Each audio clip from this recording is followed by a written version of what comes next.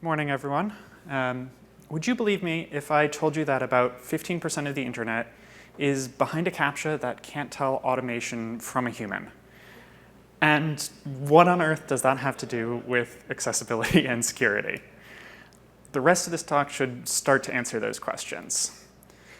So here's our quick roadmap. I'm going to start with some background, talk about assistive technology, some history and what a CAPTCHA is, go into hCaptcha, which is the product that is in question here, and finish with a look at the future. So, as you could probably guess from the talk title, disability and assistive technology is going to play a large part in this talk. So for those of you who aren't already familiar with assistive technology, let's begin by looking at some. The use of assistive technologies is actually really common. Many of us are using an assistive technology right now, eyeglasses and contact lenses. However, as useful as those are, they don't really have a bearing on how we interact with computers. So I want to focus on some things that are assistive technologies in the digital input and output area. So let's start with this. This is a refreshable braille display with a built-in keyboard. It could be used by someone who is blind or visually impaired instead of or in addition to their keyboard and monitor. So those 8 paddles at the top are the braille input, as well as that big one at the bottom, and the white dots along the bottom are output, where someone would read text. Next up, this is a device called a puff and sip, which is used by someone typically who is quadriplegic or has no fine motor control. It can be used to replace a keyboard and mouse. And the last example I want to give you is actually a piece of software. It's called a screen reader. It's used by people who are print disabled, typically blind, visually impaired, or severely dyslexic. It outputs on-screen text as speech and allows users to navigate with just the keyboard if they choose to do so. I want to use it as a little bit of an example of just how much this has to change how you think about input and output. So what I'm about to play for you is a recording of someone using a screen reader. I'm first going to play it for you without video, as they would hear it. And then I'll play it for you with the video. Google Chrome, Google Document, Search Landmark. Search combo box has autocomplete editable search blank. hCaptCha. Accessibility. hCaptCha accessibility Google search document. Heading level 1 accessibility links. Link skip to main content.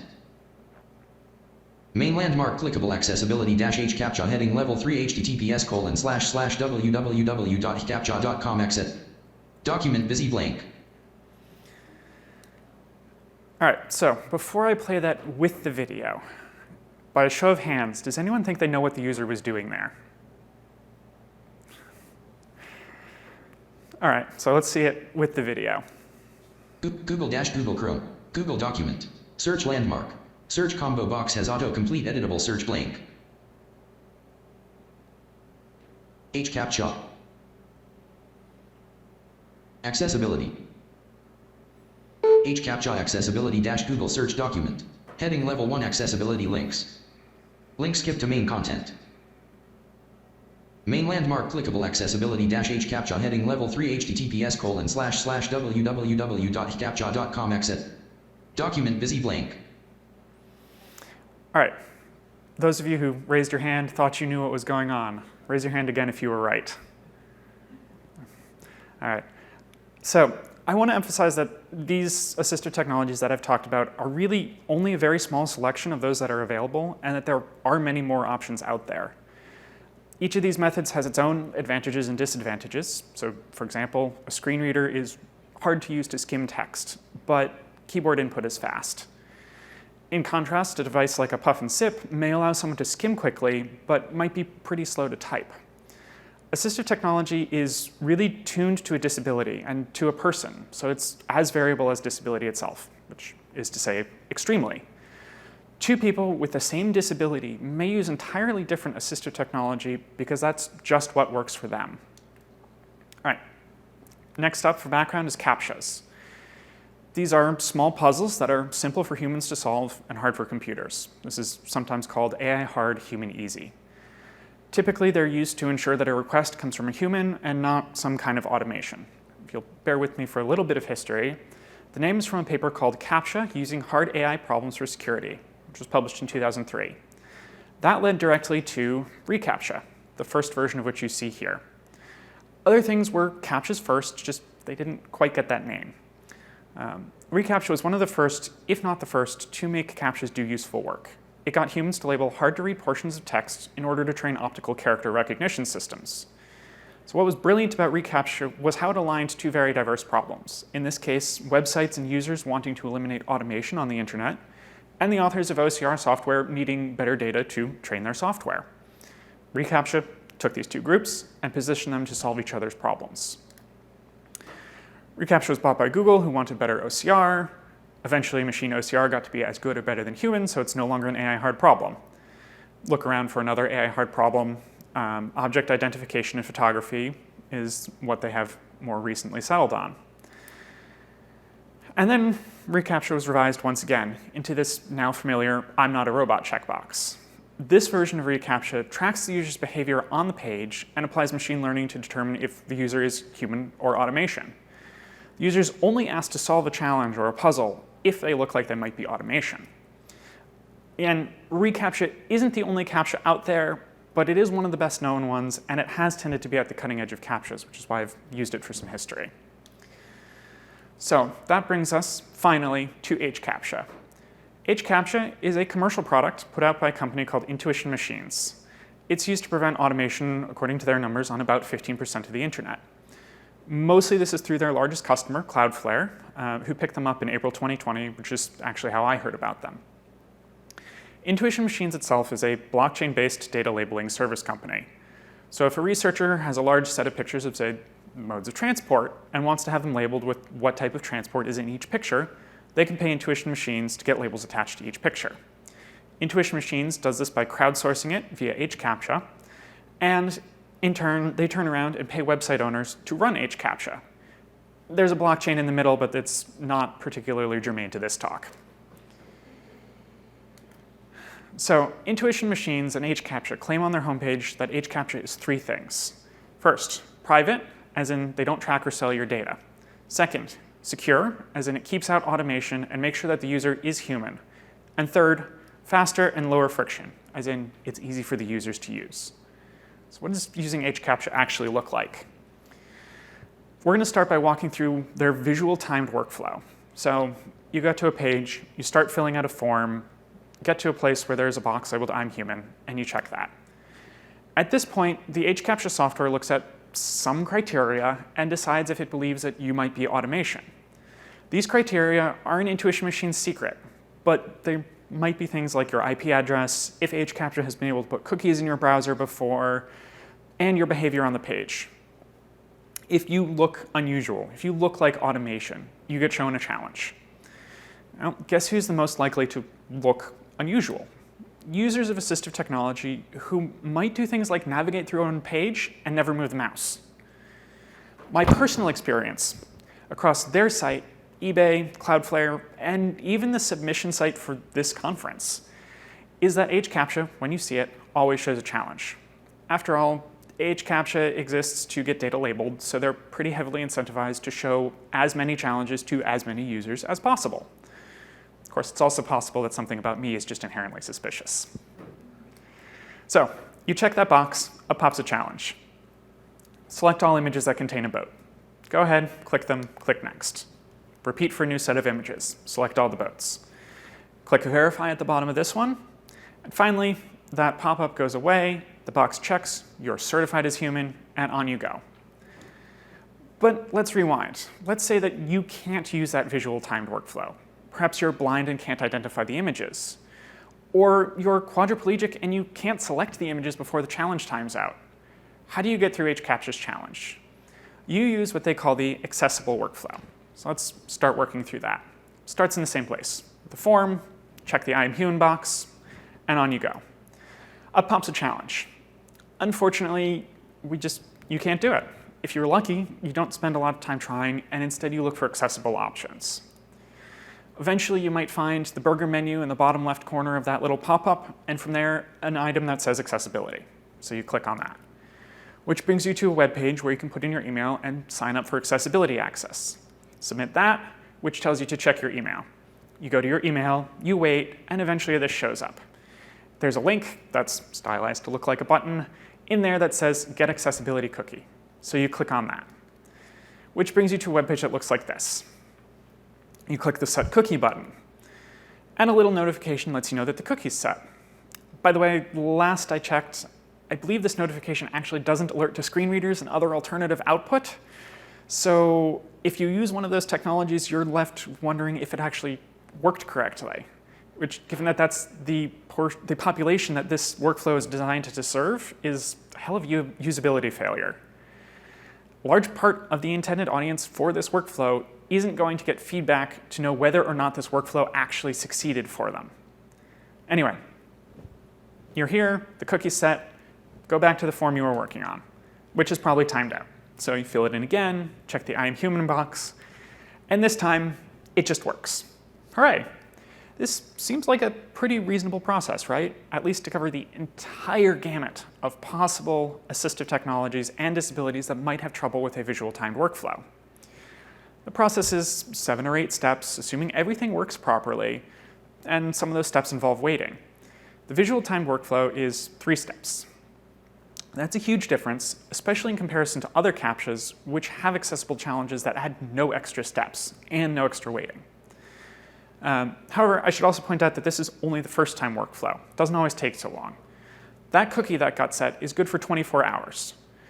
And you only have to deal with that dashboard once a day. So once you have that, you can go back to the dashboard only once a day. Once you have that email from hCaptcha, you can always use that to get back to the dashboard. So the sign-up process is skipped, and some of the waiting process is skipped. Nonetheless, let's go back to what hCaptcha says they are. They're definitely not low friction if you're a person with a disability. So let's strike out faster, lower friction, and add except for people with disabilities. Now, that's one thing. But there are 2 big problems with how this workflow works compared to the visual timed workflow. Let's call the first one the privacy problem. This is a slightly broader screenshot of their accessibility dashboard, where you sign in with that link that they email you. Up in that upper right-hand corner with the red circle is the email address, or at least part of it, that I used to sign up for the accessibility workflow. This has some pretty significant privacy implications. It means that every cookie that hCaptcha hands out via the accessibility workflow, they can tie back to a specific email address, essentially to a component of someone's permanent identity. And because hCaptcha embeds in many places, they can follow that cookie and therefore that user. With most CAPTCHAs, if you don't want to be tracked like that, you can just wipe the cookies. But hCaptcha's accessibility workflow, you don't have to ever have done anything. By the time you get that cookie, it's already tied to you. It's very important that I point out hCaptcha says they don't do this in their terms and conditions. But there's no independent way to verify that, and it's frightening enough that they have the technical capability. So, in short, in terms of accessibility and privacy, hCaptcha isn't separate but equal, it's separate and unequal. So is this really the world we want to live in? One where certain people, because of things that they can't change, have to forfeit their privacy in order to participate in parts of society? So let's go back to what hCaptcha says they are and update that again. We're going to strike private and add private except for people with disabilities. I alluded to there being 2 big problems. So that was privacy. Now let's deal with security. I'm actually not the first person to look at the security of their system. There's a paper that came out, a low-cost attack against the hCaptcha system, written by Hust and Hai. They used images from hCaptcha as training for machine learning, and were able to pass with a 95% success rate. hCaptcha had time to work on countermeasures, but I'm not aware of any reevaluation being done. So back to what they are, we'll put a question mark next to secure. They've had time to work on it. But pop quiz before we get into the second problem, or really deep into the second problem. When does that accessible workflow actually verify that the user is human? Show of hands. Is it when the user clicks a button? When the user enters their email? When the user opens a link in an email? Or whenever you want, just check the browser agent?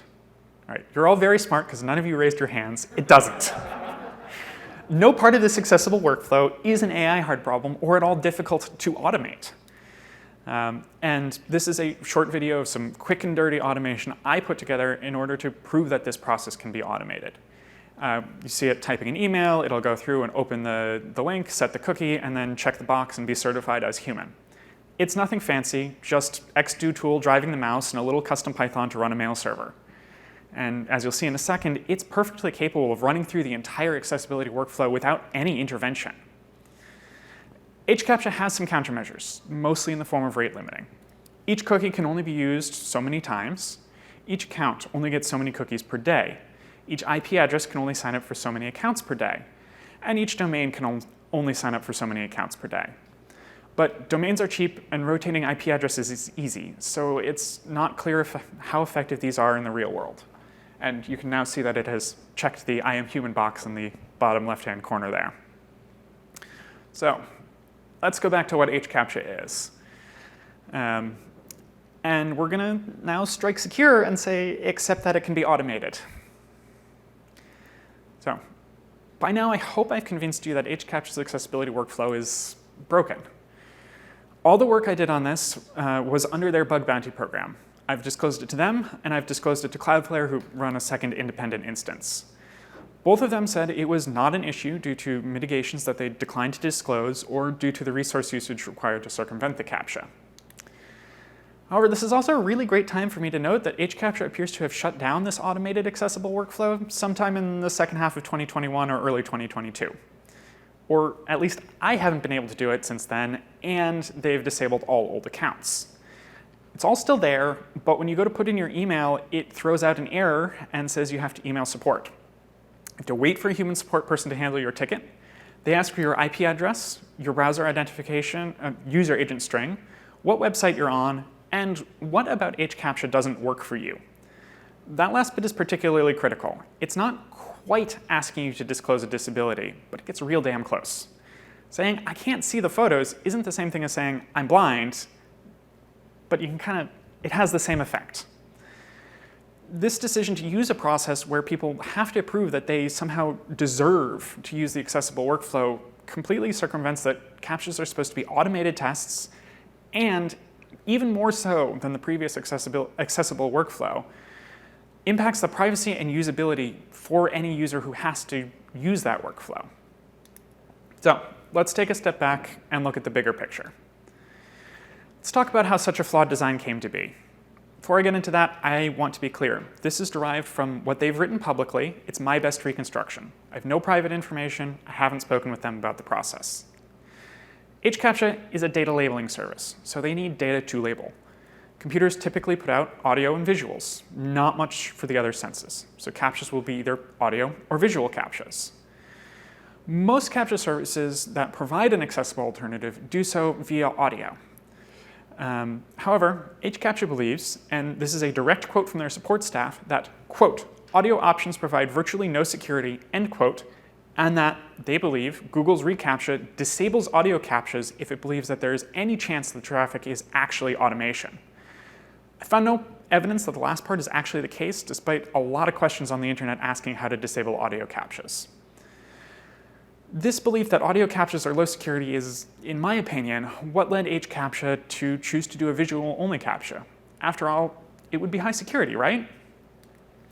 Somewhere along the way, someone realized they need to make this accessible.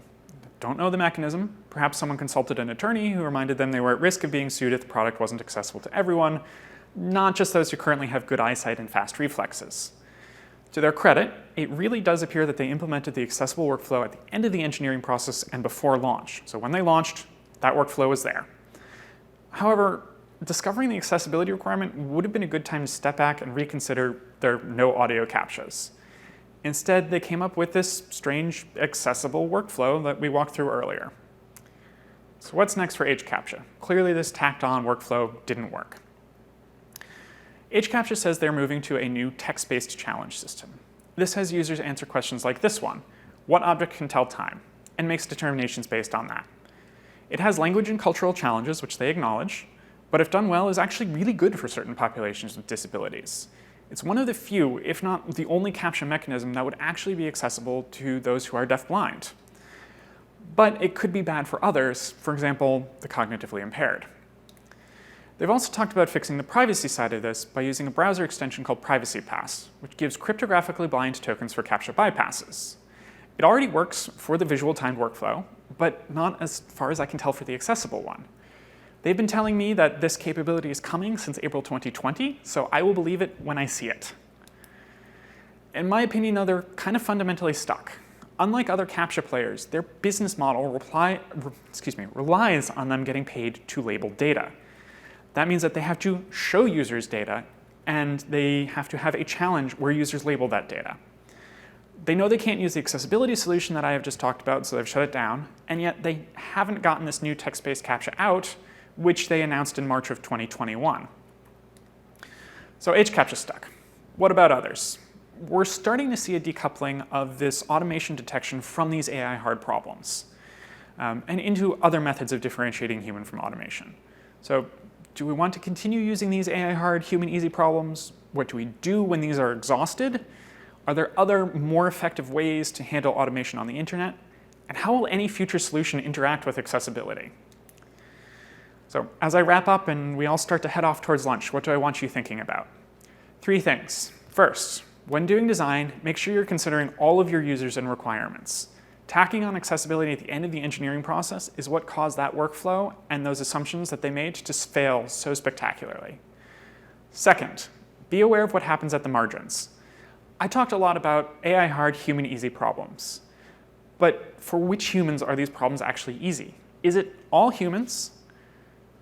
Every design decision is a trade-off, even the ones that you think aren't. So for example, a fancy searchable drop-down box might be inaccessible to a screen reader user. So for every decision that you're making, consider who's at the margins and how that decision is going to affect them. Third, and last, design for a mainstream that works for everyone. When it comes to accessibility, trying to create and maintain parallel workflows or products is a truly excellent way to end up breaking your entire system. In accessibility, separate is never equal. I'm now happy to take questions.